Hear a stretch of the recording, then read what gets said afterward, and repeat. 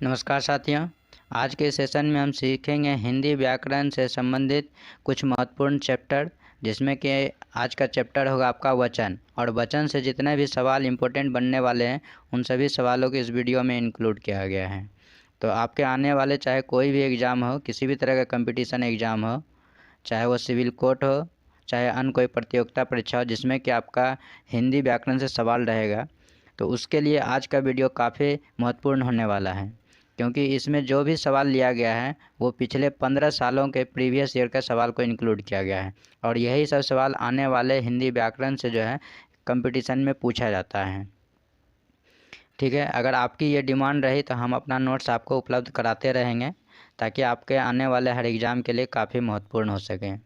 तो आइए चलते हैं, बिना किसी देरी के वचन के बारे में सीखते हैं। वैसे आप देखते होंगे जब हम सेट प्रैक्टिस आप लोग को कराते हैं तो थोड़ा उसमें टाइम ज़्यादा लग जाता है, क्योंकि उसमें ज़्यादा कुछ एनालाइज करना पड़ता है। तो हम चाहते हैं कि आप उन वीडियो के बारे में, अर्थात उन सब्जेक्ट के बारे में अच्छी तरह से सीखें, जिसके बारे में कि आपका कोई कन्फ्यूजन ना हो। आपको हर एक चीज़ का एक एक वीडियो अर्थात एक एक संग्रह मिलता रहेगा, तो आप उन चीज़ों को भली भांति और अच्छी तरह से सीख पाएंगे, ताकि उससे बनने वाला एक भी सवाल आपको डिमोलाइज ना कर पाए।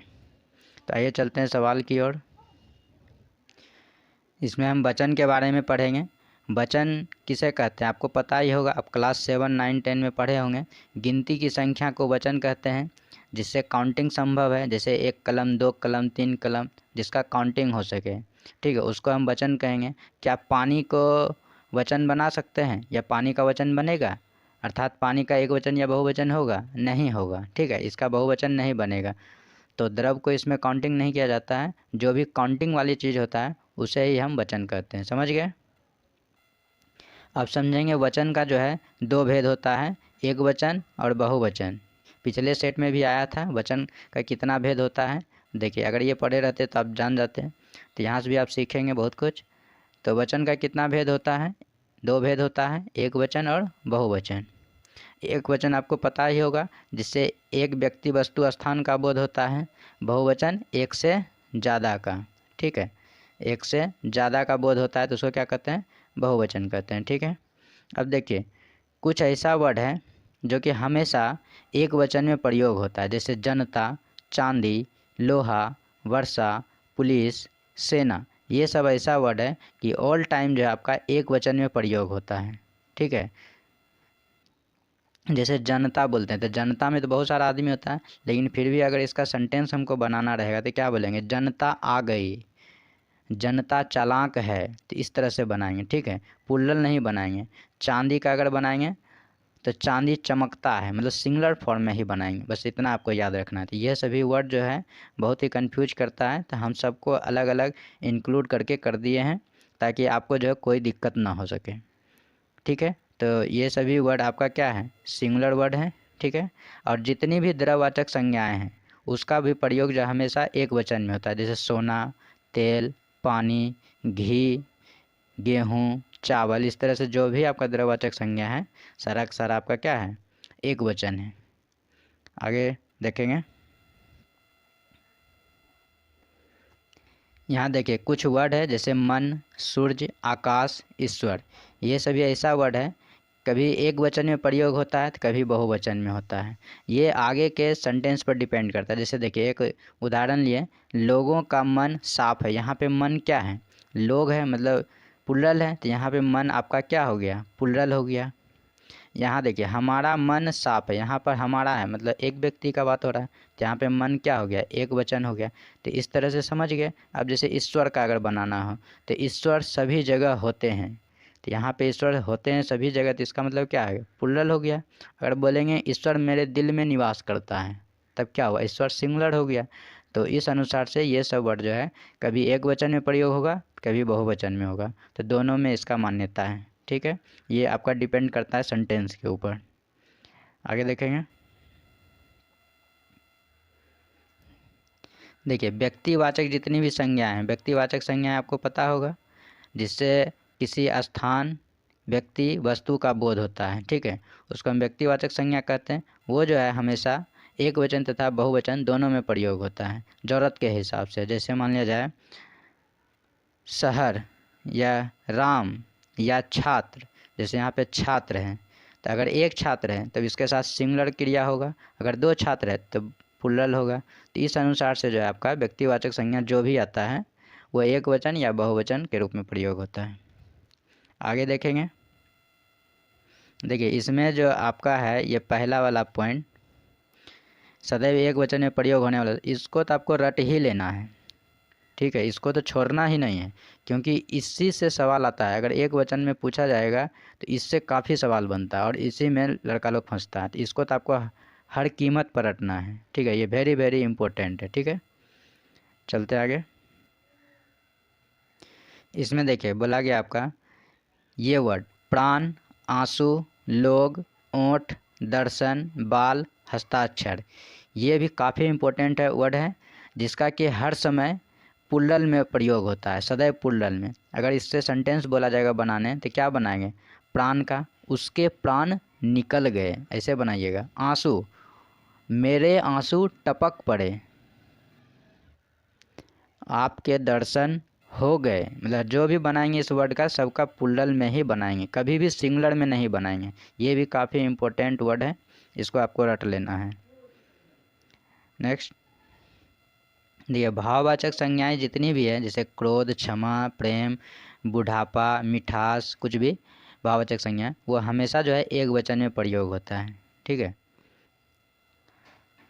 देखिए आकारांत शब्द समझते हैं, वैसा शब्द जिसके आखिरी में अ की मात्रा है, ठीक है, अ की मात्रा। जैसे कलम बोलते हैं तो अ आता है, नहर बोलते हैं तो अ आता है, सड़क बोलते हैं तो अ आता है, तो ऐसा शब्द क्या कहलाता है, आकारांत, ठीक है। अब जैसे बोलेंगे लता, तो इसमें आ की मात्रा आया तो इसको क्या बोलेंगे, आकारांत, ठीक है। तो इस सब तरह का जो वर्ड आएगा तो इससे हम समझेंगे कि ये सिंगुलर में है या फिर प्लुरल में। अगर सिंगुलर में है तो उसका प्लुरल कैसे बनाएंगे या बहुवचन कैसे बनाएंगे, तो उसके अब कुछ नियम है, आइए चलते हैं आपको दिखाते हैं। ये देखिए आकारांत शब्द जब रहेगा पुल्लिंग, ये आपका पुल्लिंग लिखा हुआ है, तो अगर अंत में आ आएगा ही, आकारांत में आ ही आता है। जैसे देखिए कौवा आया, तोता आया, लोटा आया, तो ऐसा शब्द जब रहेगा तो इसका जब प्लुरल बनाएंगे तो ए जोड़ेंगे, ऊपर में सिर्फ ए कर की मात्रा, ठीक है, अंस्वर वगैरह कुछ नहीं देना है। देखिए कौवे में अंस्वर नहीं है, तोते में अंस्वर कहीं नहीं है, तो अंस्वर देना ही नहीं है। जब आकारांत शब्द पुल्लिंग हो तो उसमें क्या करना है, ए कर की मात्रा बस जोड़ देना है। जैसे तोता से तोते हो गया, गधा से गधे हो गया, रुपया से रुपये हो गया, ठीक है। नेक्स्ट अब देखिए ये आपका जो है आकारांत शब्द स्त्रीलिंग, अभी देख रहे थे क्या पुल्लिंग वर्ड, अब चलेंगे स्त्रीलिंग।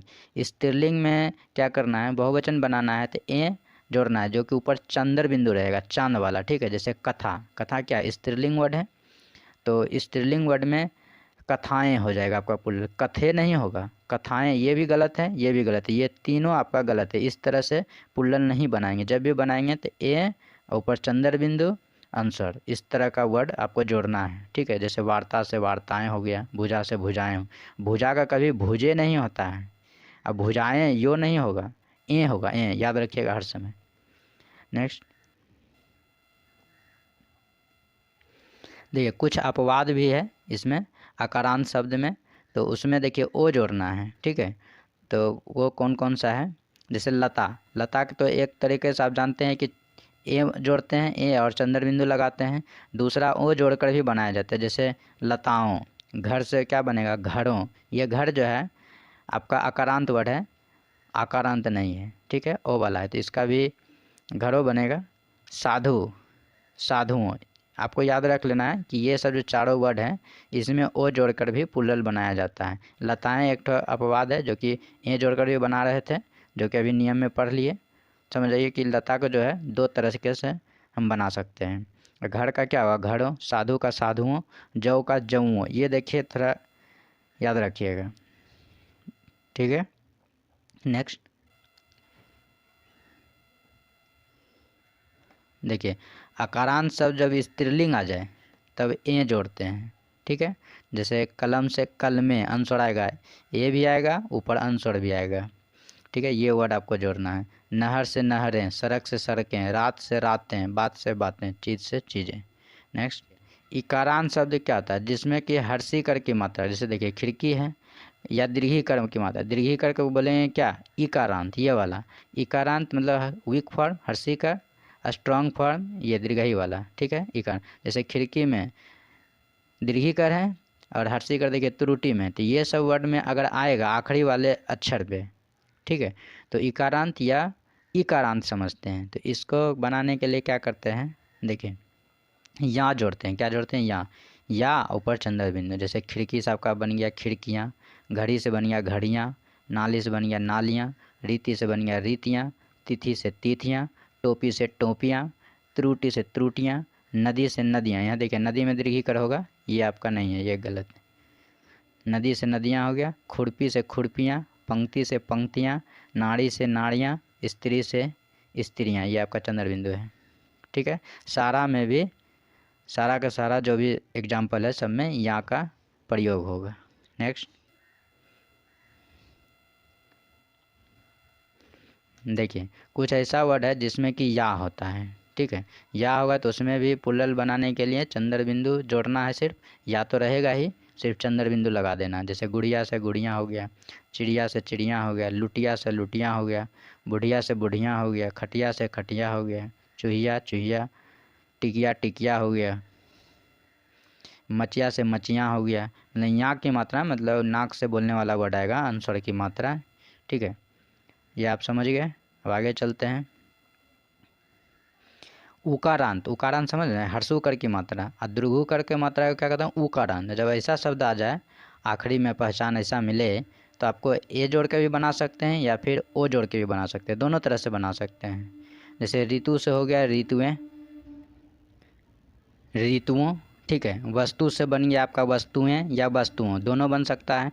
धातु से धातुएं धातुओं, ये दोनों ही पुल्लल बनाने के काम में आता है। तो जहाँ उकारांत वर्ड मिले, ठीक है, उकारांत हर्षुकर वाला या द्रुघुकर वाला, तो इसमें आप ए या ओ जोड़ सकते हैं। याद रखिएगा सबका डॉट आपको सही से स्पष्ट नजर आना चाहिए। ए पर चंद्र बिंदु, सबका अपना अपना रूप है चेंज करने का, सबको ध्यान में आपको रखना है, ठीक है। बधू से बधुएं बधुओं, बहू से बहुएं या बहुओं।